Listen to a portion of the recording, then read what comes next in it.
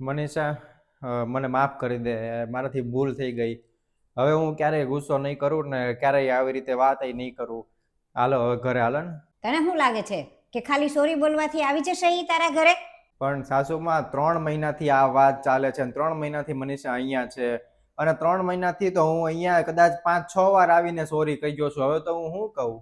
જ્યાં સુધી તું એના પગે પડીને માફી નહીં માંગ ને ત્યાં સુધી નહીં મોકલું મારી છોકરીને. સાસુમાં તમને ખબર છે તમે શું બોલો છો? હા, મને ખબર જ છે હું શું કહું છું ઈ. તારે એના પગે પડીને માફી માંગવાની છે અને જો નહીં માંગ તો જોઈ લે પછી તું ડાયવોર્સના પેપર મોકલી દઉં તારા ઘરે. મનીષા, તારી એવી ઈચ્છા છે કે હું તારા પગે પડીને માફી માંગુ? એને હું પૂછવાનું? મેં કહી દીધું ને, મારી વાત તને સમજાતી નથી? હું મનીષા હારે જ વાત કરું છું. મનીષા, તારે ડિવોર્સ જોવે છે? મનીષા તમારી યારે વાત કરવા જ નથી માંગતી. હું જે કહું ને ઈ જ બરાબર છે. કાંઈ વાંધો નહીં. ભલે ઈ વયો ગયો, એને જાતો હોય તો જવા દે. અને હું જે કહું છું ને ઈ બરાબર જ છે. હું કઈ તારી દુશ્મન નથી. ભલે ઈ જે કરે ઈ કરવા દે ને એને. મમ્મી બહુ સમય થઈ ગયો હોય એવું લાગે છે મને એવું લાગે છે કે મારે વયું જવું જોઈએ. ના ના, જ્યાં સુધી એની અક્કલ ઠેકાણે ન આવે ને ત્યાં સુધી જવાની કાંઈ જરૂર નથી તારે.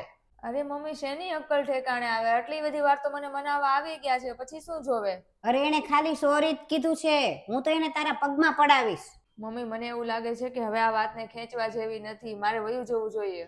હા તો જા, વઈ જા. તને મારી ઇજ્જતની કાંઈ પડી નથી. મારી ઇજ્જત કરતા વધારે તને ભાવિનનું ઘર ને ભાવિનની ઇજ્જતની પડી છે. જા, કાંઈ કહેવા જેવું જ નથી. Thank you. કોણ હતું મનીષા? શેના પેપર આવ્યા? અરે શું છે એવું એમાં કે તું ટેન્શનમાં આવી ગઈ? ડિવોર્સ પેપર છે. Divorce paper? ઈ તને અહીંયા લેવા આવવાની બદલે ડાયવોર્સ પેપર મોકલાવ્યા એને? મમ્મી, મેં તમને કીધું હતું ને કે આટલી બધી વાર ઈ આવી ગયા છે તો વહી જાવું, પણ તમે જ કીધું હતું કે ડિવોર્સ પેપર મોકલાવી દઉં. એટલે તું શું કહેવા માંગે? મેં તારા ડિવોર્સ કરાવ્યા? હું જાઉં છું મમ્મી ભાવિન પાસે. અરે પણ ઈ તને લેવા આવે નહીં ત્યાં સુધી હું કામ ન જાસ? બસ કરો મમ્મી, અત્યાર સુધી તમારું સાંભળીને હું કાંઈ બોલી નહીં, પણ હવે નહીં. બસ હવે હું મારું ઘર છે ને બગાડવા નથી માંગતી. હું જાઉં છું.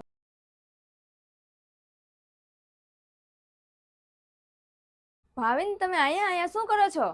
રાહ જોઉં છું તારી. મારી રાહ જોવો છો? મને ખબર હતી કે ડાયવોર્સના પેપર જોઈશ ને તું એટલે તરત આવીશ, એટલે હું તારી રાહ જોતો હતો. સોરી. હું પણ તને સોરી કહું છું. અને મને ખબર હતી કે તારે તો આવું જ છે, પણ મમ્મીને લીધે નહોતી આવી શકતી. આજ પછી કોઈ દિવસ મમ્મીને વાત નહીં કરું. એ તારી મરજી. ચાલો આપણે ઘરે જઈએ. હા, તો આ વિડીયો દ્વારા એટલું જ તે કહેવાનું કે દરેક માએ દીકરીને ખોટી સલાહ ન આપવી જોવે. એને સાચી સલાહ આપીને એને જે હોય પ્રશ્ન એનું સમાધાન કરીને એને બોલાવીને જમાઈને બોલાવીને મોકલી દેવી જોવે. આવી રીતે ખોટી ખોટી સલાહ જે આપી છે ને એવું ન કરવું જોવે. તો વિડીયો ગમ્યો હોય તો લાઈક, શેર ને કમેન્ટ જરૂર કરજો.